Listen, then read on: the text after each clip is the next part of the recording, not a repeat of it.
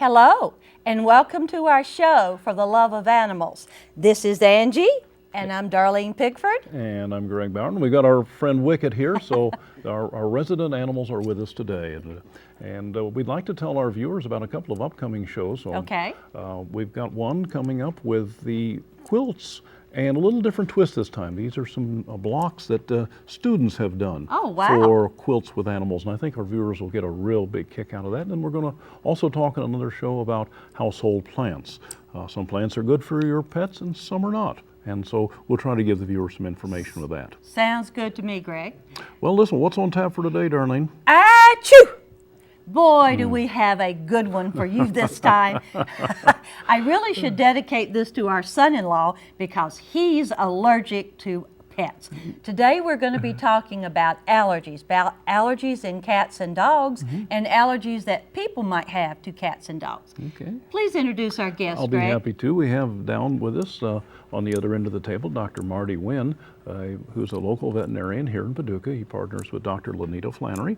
And Marty, we want to thank you so much for coming today and sharing some real useful information. We've already talked about some of that, and I know our viewers are going to get a real treat. So we're glad you're here. Well, thanks for having me. I'm glad to be here. Well, we're so glad you are. Before we get started, now, tell us about your fur family. I actually have one cat, Gator, who we adopted. We also have a boxer that's a 2-year-old. Her name is Angel and is my son's constant companion, and my daughter's also. And then we also have 3 pointers and 2 English setters. So we also have 1 beta fish. Well, you really have a household full of pets. Yes, ma'am. And a yard, right? Yes, ma'am, we do.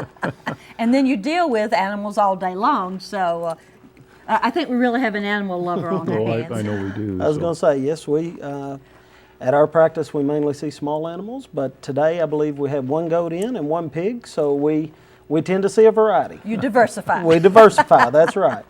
Well, concerning cats and dogs, tell us about the symptoms that these animals might have when they have, quote, allergies. Sure.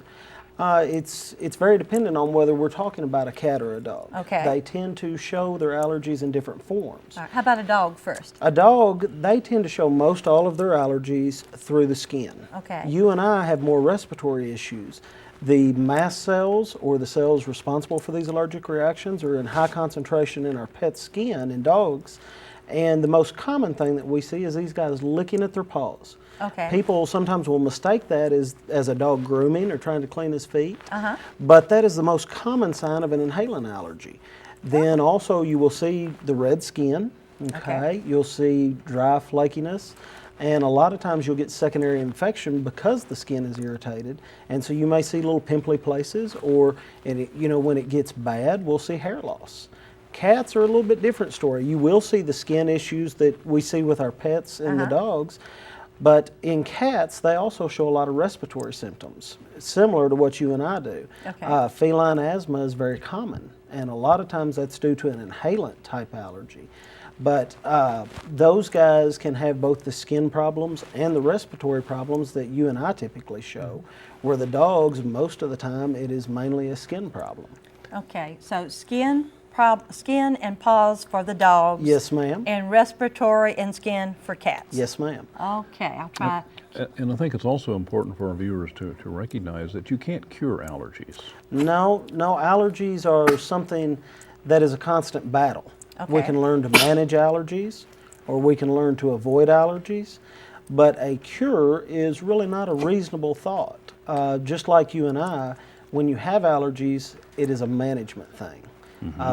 We can do that through various medications, avoidance, and through working with immunotherapy, or vaccines, if you will, almost, against what these animals are allergic to, just like the dermatologist would do for us. But it is, unfortunately, not a curable disease. It's a manageable disease. Okay, let's go. Suppose I want to try well, let's go back. Suppose I know that my dog has an allergy. Yes, ma'am. What kind of treatment, and I brought him to you for help, what would you do? I mean, what are the possibilities? What I generally start with is the easiest means of preventing clinical signs. Okay. And a lot of it is going to depend on the animal's age, because a young animal that has allergies probably hasn't been exposed to everything that is going to be allergic to. Okay. So an animal under a year old, I'm much more likely to manage with antihistamines, just like you or I would take, Benadryl, chlorpheniramine, something like that. And as they get older, then what I would probably try to do is look if it's still a non-seasonal problem. When I look at allergies, I want to know, is it seasonal? Is it something that we only have to deal with part of the year? Or is it something that we have to deal with year long? And if it's something that is a all year long problem, then we need to find out what those guys are allergic to and step up how aggressive we are. So with the first time we come in, what I'm going to look at is the age of the animal, how severe we are bothered, and then I'm going to work up a plan to try to affect that. On a young animal, we're probably going to start off with antihistamines and treating the secondary infections. On an older animal, what I'm going to do is if it is a severe problem and something that lasts all year long, we're going to do like a dermatologist would do for us. We're going to test the animal, find out what he's allergic to, and try to either A, avoid it, or B, try to manage it. And what that would be with the area of the country we're in, we can draw blood on these guys, send it off to the laboratory, and they're actually tested against about 400 different common allergens. Ooh. Once we find out what these guys are allergic to, then we'll start them off on, if you will, it's called immunotherapy, but it's vaccines against what they're allergic to build up their immunity so they're not having the chronic issues.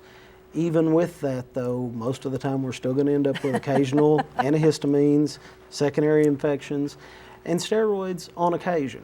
But something I want to stress to the viewers is steroids will cause the signs to become less, but they do not come without risk. Steroids can cause us to have an increased risk of diabetes, Cushing's disease, which is a very bad disease that causes liver problems, as well as problems with the steroid level in the body. And so the less amount of steroids we can have, the better, because of the negative clinical side effects. Okay, so I want to remember, if I've got a severe problem, that I really want to look at the pros and cons of steroids. That's right. Oof. That's right. Antihistamines, I tease my clients and say, the worst thing I may do is make them a little sleepy. And the negative side effects are not nearly as severe as what the steroids can be. Having said that, there are times where a steroid is indicated. And cats tend to tolerate those much better than what dogs do. So we might be a little more apt to use steroids in our cat population versus our dog population. Okay. Well, we're to a point now. We're just getting started. We've got a lot of good information, but we need to take a short break. And we have a happy tale that our viewers, I think, will enjoy. This is about a dog named Benji. And it's really a sweet story, so give a listen. Hi, my name is Benji, and I'm an 8-year-old male dog of a mixture of breeds. I don't remember much about my early life and somehow survived as a stray. My territory was around West Paducah. When I was about 3, Chip Wynn saw me outside when he was visiting his cousin. He wanted to take me home with him, but he had other pets and didn't know how it would work out.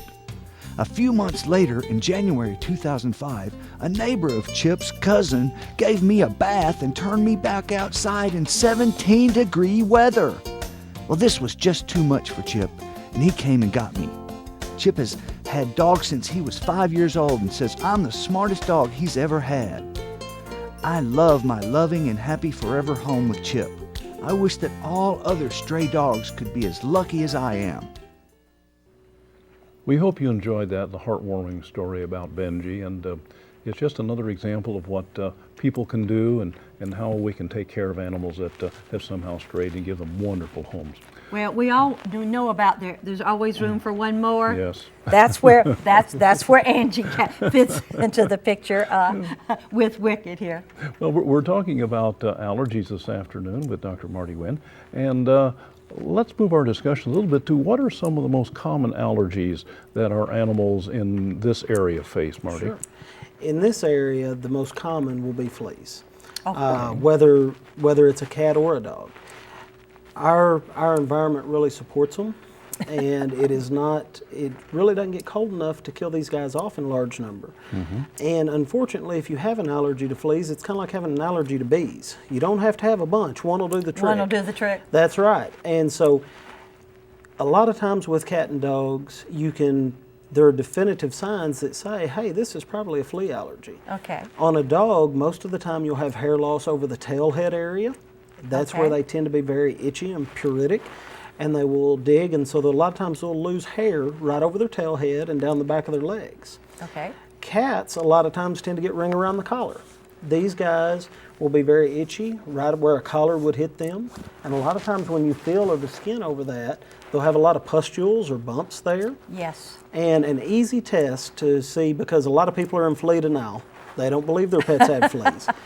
If you will take your pet and put it on a white sheet, just set it up on top of it, and then take and rub him very vigorously, what you'll see are these little black flecks falling off. Those aren't fleas, it's dried blood from where the fleas have ingested. And so a lot of times you have to kind of show people what the problem is.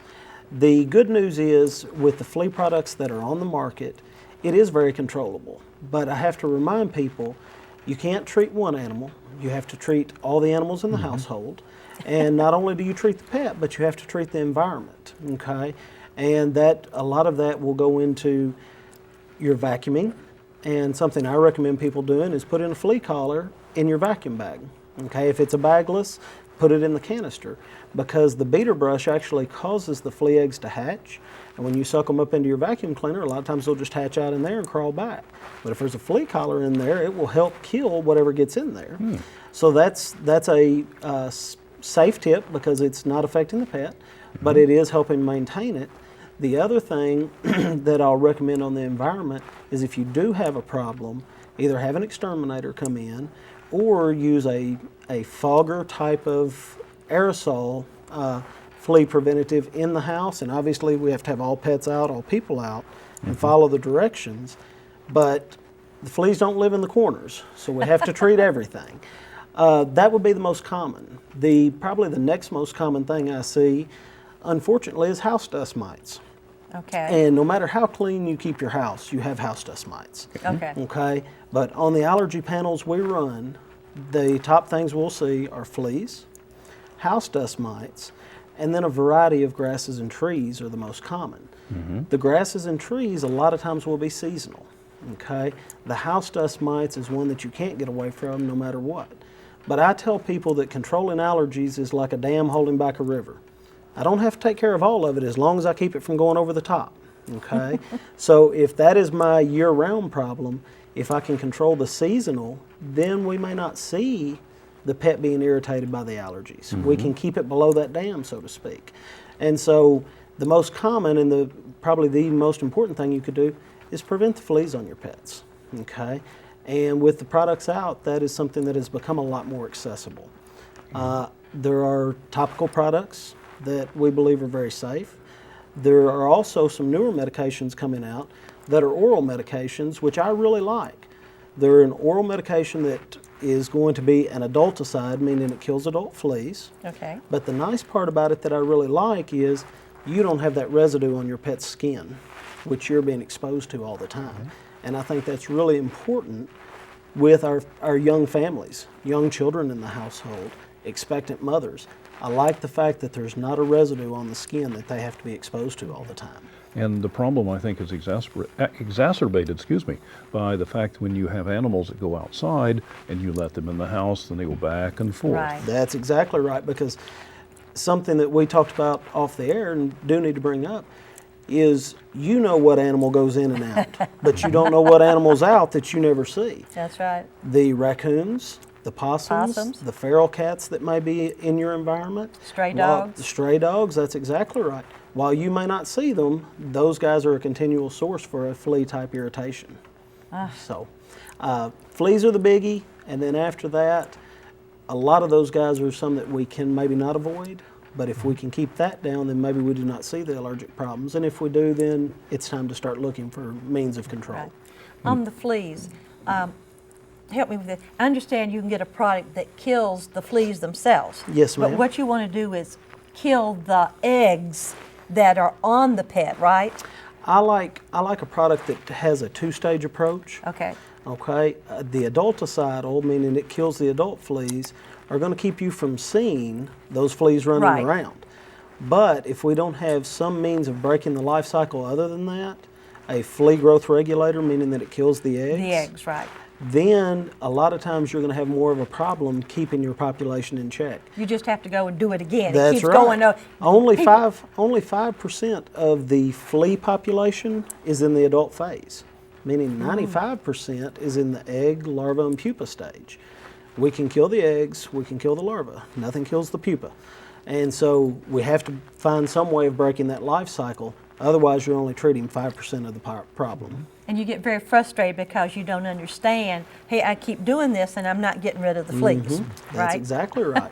That's exactly right. Well, and one of the things that also, as I understand, is true, that if you have, let's say your house is completely carpeted, you're more likely to have problems than if you have hardwood floors. That is true.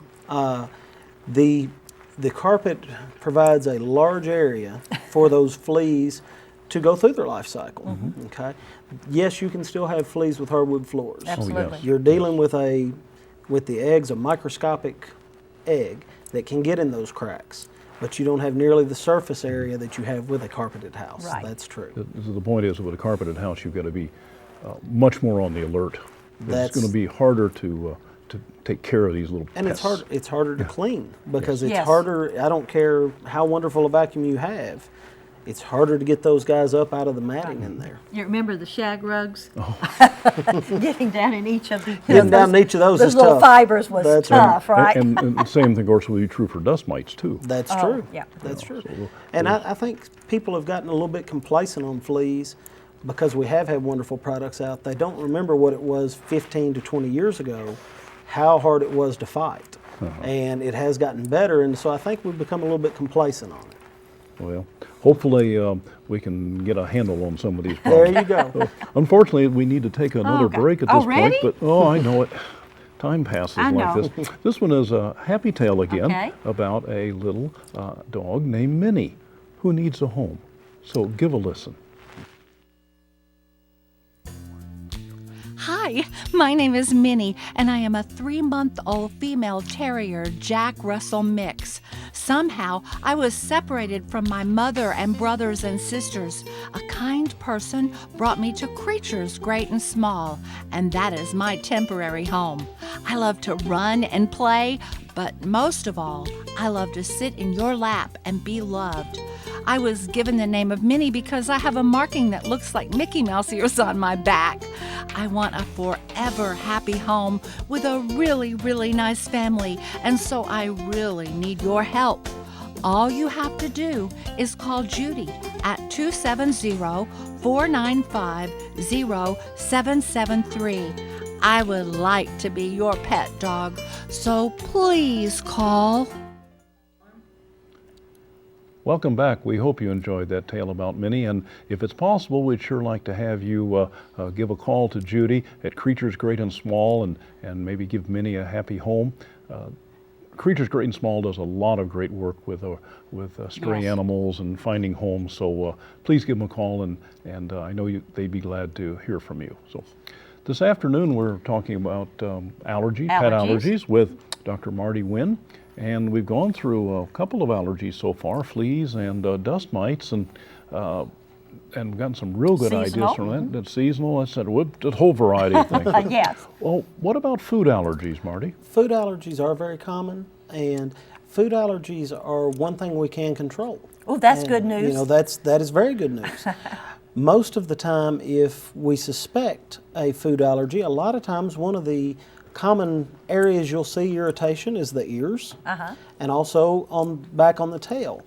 A dermatology professor of mine said, always think ears and rears with food allergy. So that's something that kind of sticks with you. Okay. When we suspect a food allergy or we confirm a food allergy on a test, the nice thing is it most of the time is avoidable, whether that be using a novel protein, meaning instead of a beef source, which is one of the most common, using something like a salmon. Salmon is one I really like because it's high in omega fatty acids, which get the oil back into the skin. Or if there are newer diets out that actually are not novel protein, because with a novel protein you can develop over time an allergy to that. These guys are formulated so that the proteins are actually so small they can't cause allergic reactions. Okay. The downside is they don't taste all that great, and so some pets won't eat them.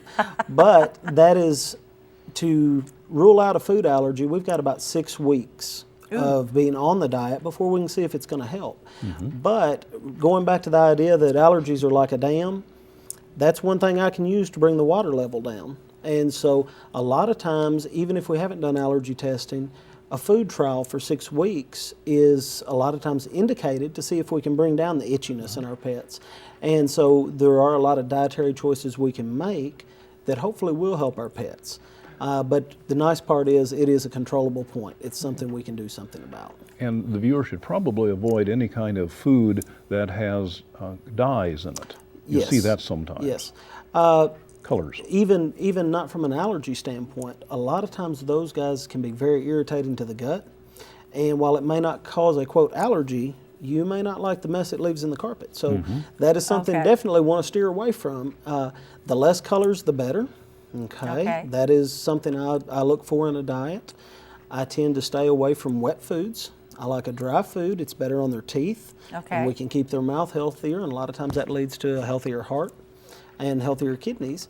So that's a biggie. And then the other thing is we want to watch our weight. It's a whole different show, but did you hear that, Angie? Is something that Angie, is a did you hear common that? problem in our pets and can be very detrimental to them. Yeah. So if we suspect a food allergy, 6 weeks of a hypoallergenic diet. And one other key point is that doesn't mean just the food they eat. That's treats and everything. It takes a very small amount. And a lot of times that's where a food diet will fail, is people think about what they're feeding, but not that we give that bacon strip or that we gave the milk bone. Or feed from the table. That's right. Biggie, feed from the table. Right. Yes, ma'am. Oh. Well, let's switch gears just a little bit. And what about people allergic to pets? What can we do for something like that? Very common problem. Yes. Okay. And many of us suffer from it. And as a matter of fact, veterinarians tend to suffer from it as a higher group than the rest of the nation. And the reason is chronic exposure. So we love animals, we get into this profession, everything's going great, and then all of a sudden everything it really passes gets us. in front of That's you too. right. All of a sudden the allergies catch up with us. So we have to be somewhat careful, and a lot of things with our pets, how we manage them is very similar to how a human needs to. But having said that, if we have a person in the house who is allergic to a pet, does that mean we have to get rid of the pet? How do we know that the person is allergic? What are the symptoms? Well, and that's something that, in all honesty, we still have the respiratory signs very similar, to a hay fever or anything else. Tearing. That's tearing, the itchy throat, runny nose, the sneezing, coughing. But we have to differentiate, and that's what a lot of times the pets get blamed for an allergy that probably wasn't the pet. All right, So help me out. a big thing is we need to see our dermatologist and find out, are we truly pet allergic? And if we are pet allergic, then it doesn't mean we have to get rid of the pets. These guys are a valued member of our family. One thing that we do recommend, and there's actually a good website that I would like for people to look at, is the Humane Society of America has a very good one on dealing with pets and allergies. Right. Humane Society of America. You can just Google that. Yes, ma'am. Humane Society of America. Okay. Yeah. And we take it as a stepwise approach. One, let's have a room in the house that the pet is not allowed into. The biggie is probably the bedroom. The bedroom. Think of how long we stay in there, and most of the time the pet's up on the bed. So if we have a safe zone for the family member, then that will help drastically. 2, get a HEPA filter. You can get a HEPA filter that goes into your ventilation system, or one that can be moved room to room. Okay, that will really help get the dander out of the air. Now you're talking about an air purifier. I'm talking about a filter that actually, it's not the hair. That has a HEPA filter. That's right. Okay. It's not the hair that we're allergic to most of the time. Okay. It's actually the dander or the dry skin that's continually flaking off. Okay. And so that will help filter that out through our ventilation system. Okay. The other thing is, remember that dry skin is more than likely what we're allergic to, and the saliva. Those are the 2 common things. Okay. So if you're allergic, you probably don't want the pet kissing on you. And two, we've got to keep his skin or her skin as healthy as possible. A biggie is bathing, okay? If we will use a good shampoo that will help strip the dander off, and then also with bathing causes dry skin when it's done regularly. So you want to use a good cream rinse to get the oil back into the skin to prevent that dander. And then our brushing is very important. On top of that, we have to take the same approaches that we would for our pets. It may be antihistamines, or it may be with a dermatologist and having those same shots that our pet would have gotten. But if we will take those 5 things, that means that in all honesty, yes, that pet can still be a valued member of the home and everybody's happy. An interesting fact that I actually found on WebMD, and you can look it up, is that most children who are exposed to pets before 2 years of age do not develop pet allergies. That's right.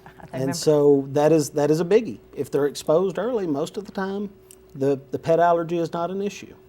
So I guess my key points, if you would, for people with allergies, 1, remember that it's the dander and saliva that you're allergic to. Okay, from the pet. From the pet, that's right. So avoidance of the licking. The licking, okay, and keeping the skin good and moisturized with a hydrating shampoo and a hydrating cream rinse. And then good ventilation and a safe area to go. And biggest, and probably the biggest of all, make sure you're really allergic to pets. It may be something else. Maybe something else, right. That's right. And you were talking about the HEPA filters, but it's also your air conditioning filters and the filters that are on your vacuum cleaner. Yes, ma'am. Keep them all clean, right? And the HEPA actually, you can find HEPA filters for all of those. It is actually gets down to the pore size in the filter and what all it takes out. Yes, ma'am. So HEPA filters are good for all of those. Well, I think we've just had a real good summary on the kinds of things. And but I need a website before we go. Oh, okay. Yes, I almost forgot that. Tell me another website where I might, if I miss some of these key points. Sure. You can actually go to FlanneryVet.com and go under useful information, and you can find things on allergies there. Almost what we've said here today, A lot of what we said here today. I know you did a beautiful job of putting it up on the web for us. That is a good site. The other site I would recommend is the Humane Society. Humane Society of the United States. And WebMD when we're talking about people. And I guess the thing I stress to my clients is the internet is a wonderful tool. Use it, but use it intelligently. Right. With the sites we want you to use are those that have been certified either by a medical profession or a veterinary profession, so that you're getting good information, not just information. Exactly. Not just an opinion. That's right. Well, Marty, we want to thank you so much for spending time with us today. Thank you for having me. For all the useful information that you've given our viewers, and hopefully we can keep these allergies under control and in good shape. So I guess, Darleen, in closing. I'm Darlene, and Angie here. You've been so good. And I'm Greg, and we thank our viewers for joining us today. And we want to have you remember, as we always do, give your pet a little extra love today and every day. See you next time. Bye.